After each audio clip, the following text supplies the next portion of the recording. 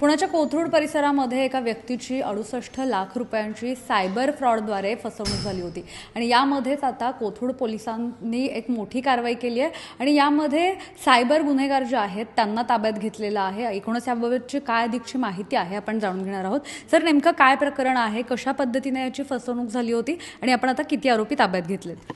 आपल्याकडे कोथरूड पोलीस स्टेशनला 12/12/2024 या दिवशी गुन्हा दाखल होता सायबर क्राईम फसवणुकीचा। त्याच्यामध्ये संजय नावाची एक व्यक्ती आहे कोथरूडची, त्यांचा व्यवसाय स्वतःचा।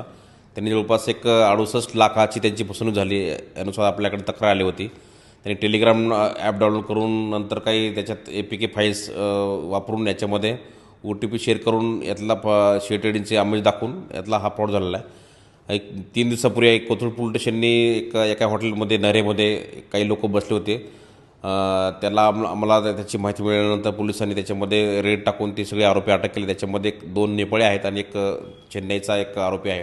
हे सर्व व्यक्ती जे आहेत त्यांच्याकडे काही पासबुक मिळालेले भरपूर प्रमाणामध्ये, पासपोर्ट्स आहेत विदेशी आणि काही मोबाईल नंबर आहेत। त्या मोबाईल नंबरवरून ते OTP शेअर करून यातले जे अकाउंट्स आहेत अकाउंटमधून पैसे ट्रान्सफर करून दुसऱ्या देशामध्ये हे ट्रान्सफर करत होते। तर अशा प्रकारे आपण मधली एक कडी तोडण्यामध्ये पोलिसांना कोथरूडच्या यश आलेलं आहे। परंतु याच्यामध्ये जवळपास एक 10 ते 12 कोटीचं ट्रान्झॅक्शन पूर्ण अकाउंट्समध्ये आहे।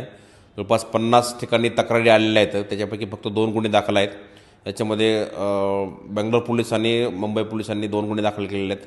परंतु देशातल्या वेगवेगळ्या राज्यामधून या अकाउंटच्या बाबतीमध्ये किंवा ह्या व्यक्तीच्या विरोधामध्ये तक्रारी आहेत आणि ते 50 अकाउंट जवळपास फ्रीज आहेत आणि 50 ठिकाणी ते गुन्हे दाखल होऊ शकतात। परंतु आता सध्या आपल्याकडे 3 गुन्हे दाखल आहेत।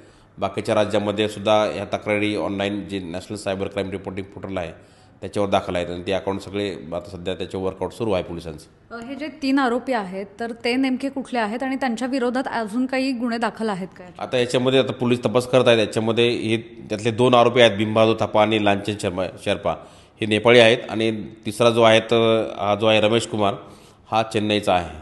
मग ते पुण्यातून कशा पद्धतीने हे सगळं हँडल करत होते? पुण्यातूनच का? पुण्यात आता ते वेगवेगळ्या प्रकारचे त्यांची मिडल मंस या ठिकाणी मनी मूव्स सारखे प्रकार आहेत आणि ते काय मोबाईल घेऊन OTP शेअर करून या ठिकाणी ते बसत होते या ठिकाणी।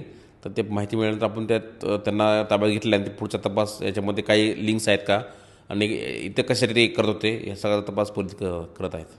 नक्कीच आपण जर पाहिलं तर 3 जणांना या संदर्भात ताब्यात घेण्यात आलेला आहे आणि यामुळे एक मोठा सायबर फ्रॉड गुन्हेगारांचा जो हे आहे तो आता समोर येण्याची शक्यता आहे। पुण्याहून मुनायनपुरे, सिविक मिरर।